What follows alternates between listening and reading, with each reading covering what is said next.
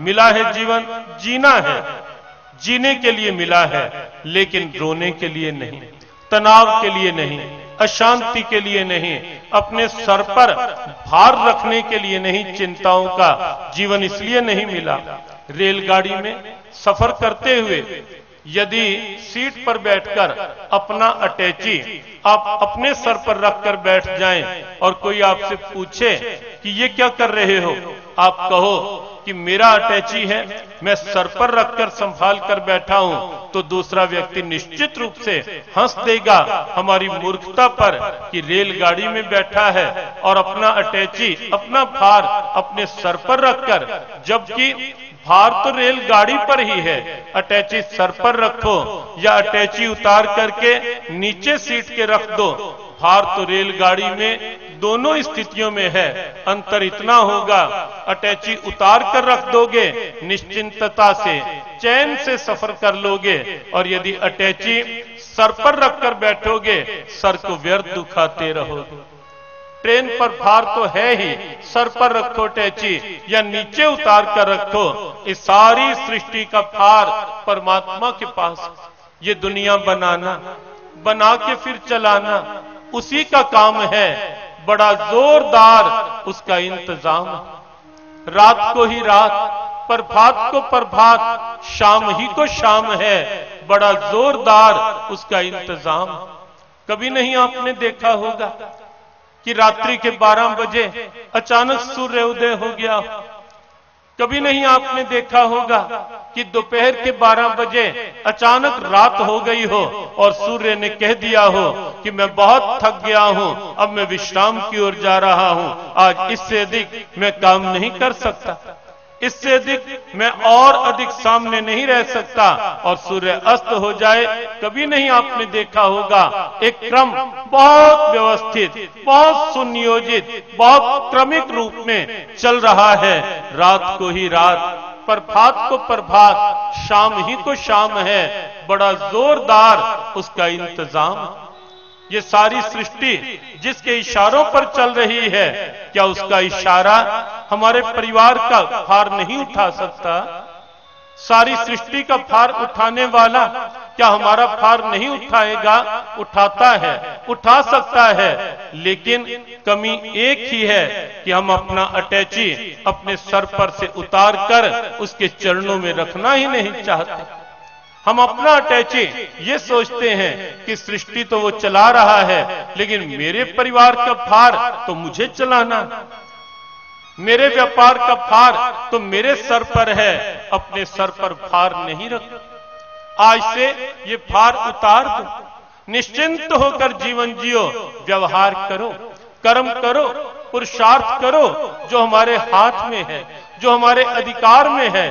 कर्मण्येव अधिकारस्ते, गीता ने कहा कि तेरा अधिकार या तेरे पास अधिकार जो है वो कर्म करने मात्र का है। कर्म के पश्चात क्या होना है, क्या मिलना है, क्या नहीं होना, ये हमारे अधिकार क्षेत्र में नहीं है।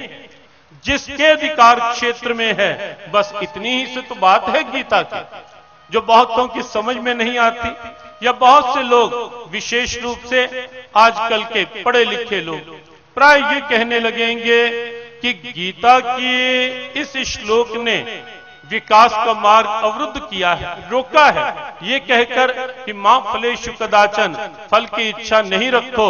वस्तुतः गीता के चिंतन को आपने समझा ही नहीं होगा। यदि आपके मन में ये भ्रांति है कि फल की इच्छा का त्याग करने की बात कह करके गीता ने विकास के मार्ग को अवरुद्ध किया है या उन्नति, उत्थान के मार्ग को रोका है, ऐसा बिल्कुल नहीं। गीता ने विकास के द्वार खोले हैं, गीता ने उत्थान का रास्ता प्रशस्त किया है, गीता ने कल्याण का, उन्नति का, जो मानव की वास्तविक उन्नति है उसका मार्ग खोला है। क्योंकि सच्ची बात, सीधी बात यह है कि अभी तक हम ये भी ठीक नहीं जान पाए कि हमारी उन्नति किसमें है और हमारी अवनति किसमें है।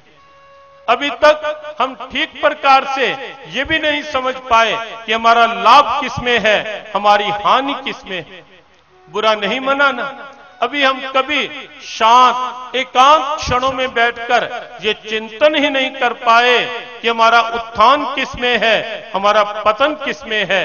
कल एक संकेत किया गया था कि केवल मात्र ऊंचे आसन ही उत्थान नहीं है, केवल मात्र ऊंचे पद ही उत्थान नहीं है, केवल मात्र बहुत अधिक धन ही उत्थान नहीं है, केवल मात्र बाह्य रूप में बहुत अधिक प्रतिष्ठा ही जीवन का उत्थान नहीं है, केवल मात्र बाहर का बड़प्पन ही जीवन का उत्थान नहीं है।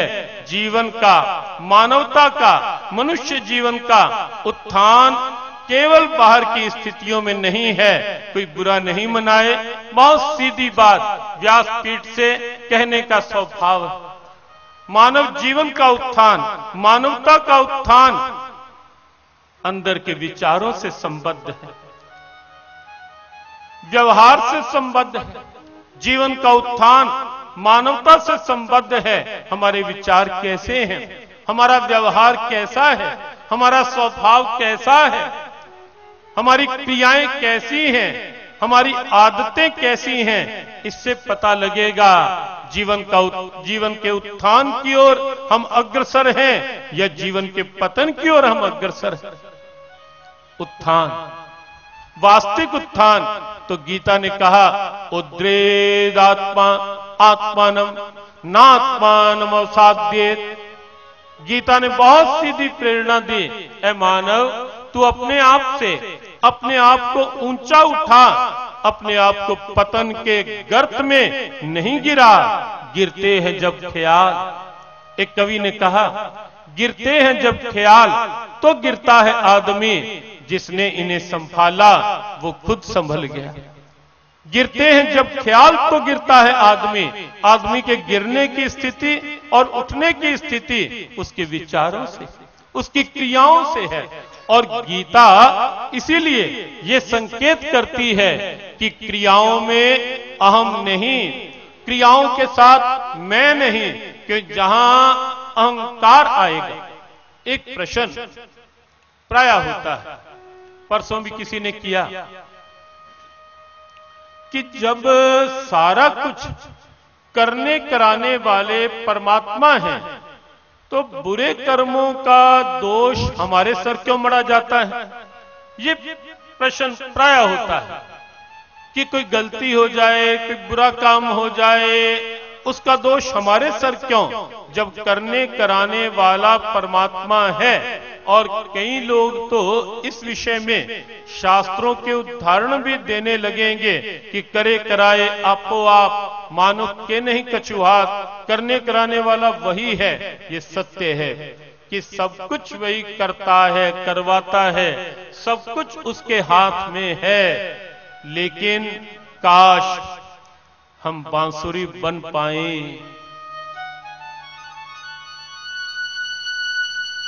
काश हम बांसुरी बन पाए, अपने आप को अहंकार से खाली करके ये कह सकें कि जो तेरी इच्छा है वही मेरी इच्छा। बांसुरी के स्वर सबको प्रिय क्यों लगते हैं? कन्हैया की बांसुरी ने पूरे त्रैलोक